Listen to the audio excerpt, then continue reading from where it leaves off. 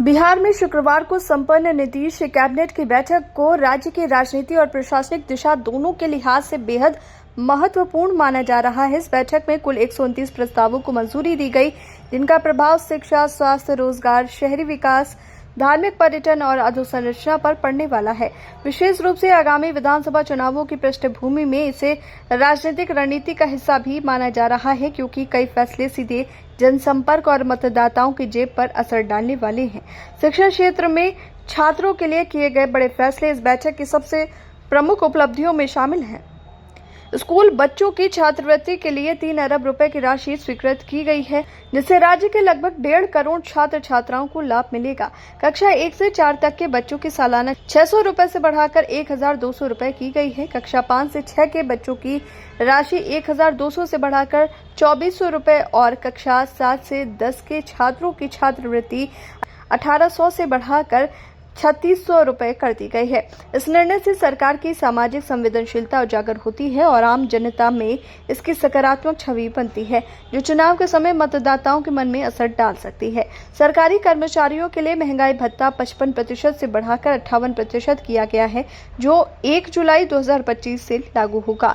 इस राज्य के 5 लाख से अधिक कर्मचारियों को प्रत्यक्ष लाभ मिलेगा। संविदागत एएनएम कर्मियों का मानदेय 11,500 रुपए से बढ़ाकर 15,000 रुपए किया गया है और इन्हें 5% वार्षिक मानदेय वृद्धि का लाभ भी मिलेगा। ये कदम कर्मचारियों और उनके परिवारों के जीवन स्तर को सुधारने के साथ साथ चुनावी माहौल में सरकार की लोकप्रियता बढ़ाने का काम करेंगे।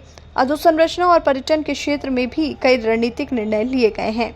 भागलपुर में ग्रीनफील्ड हवाई अड्डा निर्माण के लिए 472 करोड़ 72 लाख रुपए, सहरसा हवाई अड्डा के रनवे विस्तार के लिए 147 करोड़ 76 लाख 56,000 रुपए स्वीकृत किए गए हैं। पूर्णिया और मोतिहारी जल आपूर्ति परियोजनाओं के लिए क्रमशः 284 करोड़ और 187 करोड़ रुपए की मंजूरी दी गई है। पटना के बांकीपुर बस स्टैंड परिसर में 5 स्टार होटल निर्माण और गया के विष्णुपद मंदिर कॉरिडोर के डिजाइन चयन को भी मंजूरी दी गई है। इन परियोजनाओं से आर्थिक विकास और पर्यटन को बढ़ावा मिलेगा, जो मतदाताओं पर दीर्घकालीन सकारात्मक प्रभाव डाल सकता है। सामाजिक कल्याण के क्षेत्र में बिहार महादलित विकास मिशन के तहत विकास मित्रों को टैबलेट खरीदने के लिए 25,000 रुपए दिए जाएंगे। राज्य के 9,817 विकास मित्रों को टैबलेट वितरित की जाएगी, जिसके लिए 24 करोड़ 54 लाख 25,000 रुपए स्वीकृत किए गए हैं। यह कदम डिजिटल सशक्तिकरण और सामाजिक विकास के दृष्टिकोण से महत्वपूर्ण है और चुनावी संदेश भी देता है कि सरकार गरीब और पिछड़े वर्गों के विकास के लिए सतत प्रयासरत है। समीक्षात्मक रूप से देखें तो नीतीश कैबिनेट की ये बैठक आगामी चुनावों की दृष्टि से रणनीतिक रूप से बहुत महत्वपूर्ण है। शिक्षा, कर्मचारी कल्याण, सामाजिक कल्याण और अधोसंरचना में बड़े फैसले सरकार की जनप्रियता बढ़ाने और मतदाताओं के बीच सकारात्मक छवि बनाने की कोशिश प्रतीत होते हैं। हालांकि इन योजनाओं की प्रभावशीलता और समयबद्धता पर निगरानी आवश्यक होगी।